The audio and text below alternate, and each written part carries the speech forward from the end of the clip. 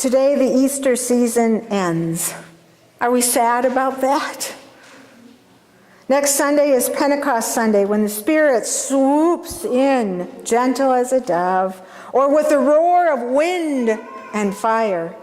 For 50 days, we have celebrated the empty tomb, but our celebration of the empty tomb never ends.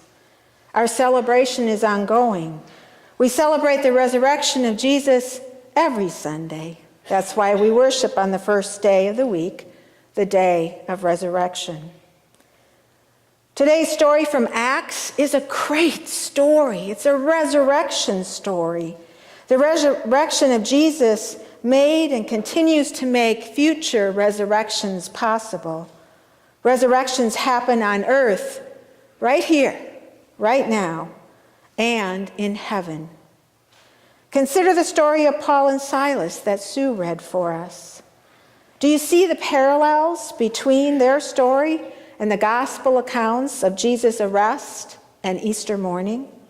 The authorities seized Jesus, and so too the authorities seized Paul and Silas. Jesus, Paul, and Silas were seized for similar reasons. You see, they were upsetting the status quo by doing God's work. At the arrest of Jesus, the crowd shouted and derided him. Crucify him, they said.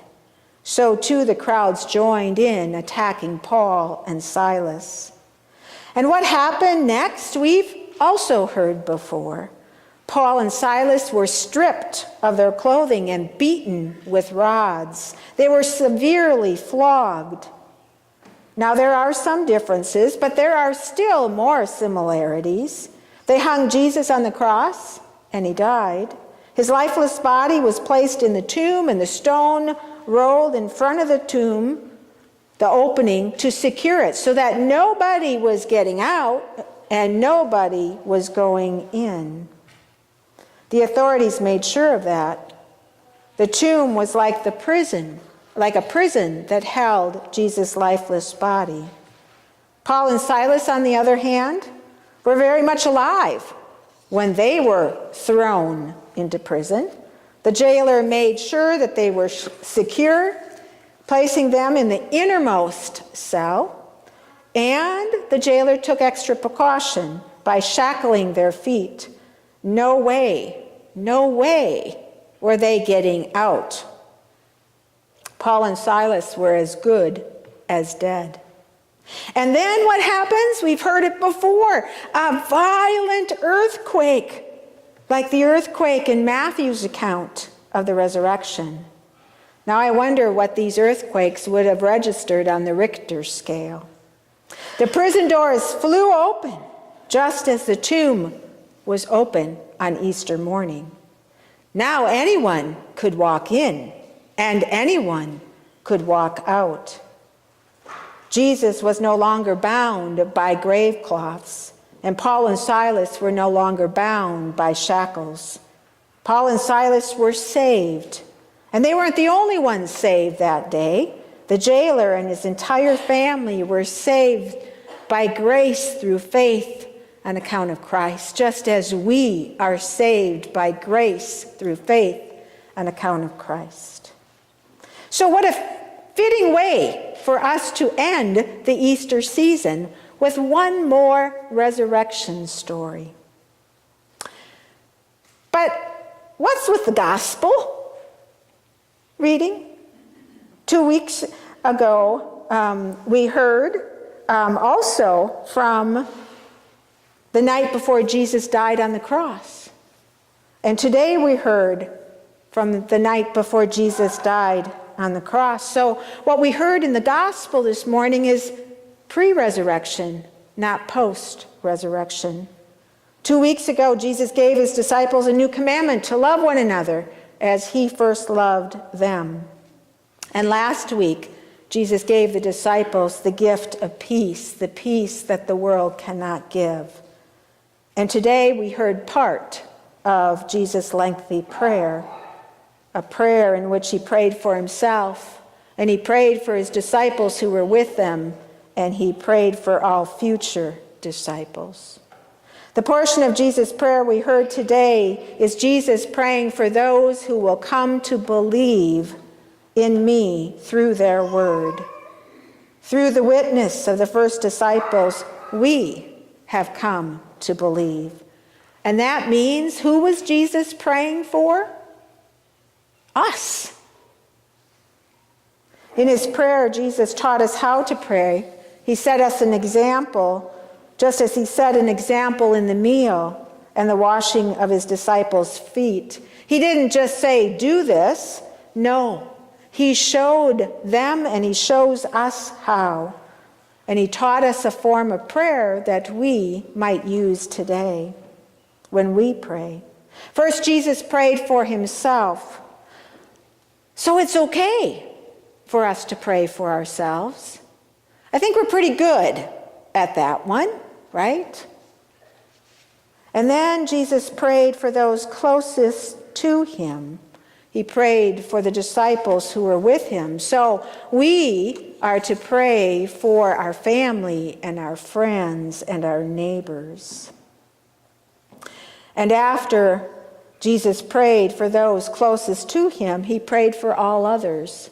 And so too, we are to pray for the world. But I want you to notice something. Jesus didn't pray in private, not this prayer.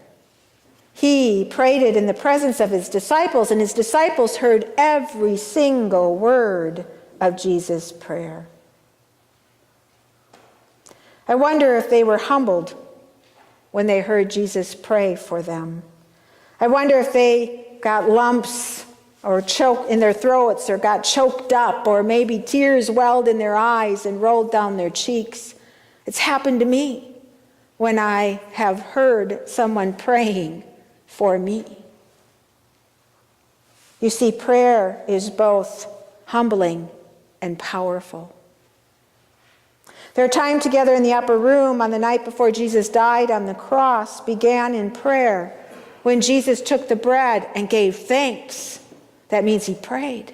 And when he took the cup and gave thanks, he prayed again. And their time together in the upper room ended in prayer when Jesus prayed this lengthy high priestly prayer, as we call it. They were probably still around the table when Jesus prayed this prayer, only they didn't sit around the table as you and I do because they didn't have chairs. Instead, they probably were sitting on the floor and reclining at the table. Now, I wonder if Jesus invited them to take a different posture. I wonder if he invited them to get on their knees. And I wonder if he had them bow their heads and fold their hands.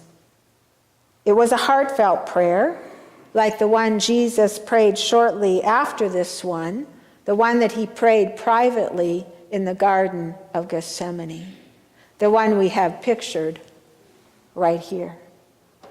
And you see Jesus' posture. He's on his knees. His elbows are on a rock. His hands are folded. But he is looking to heaven.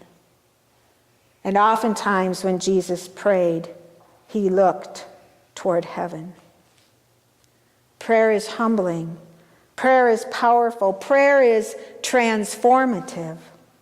I have a wall hanging in my study that I was gifted from a trip to the Amana colonies. And I stitched it. There's not a lot of stitching on it. It's pretty simple. But it says, prayer changes everything.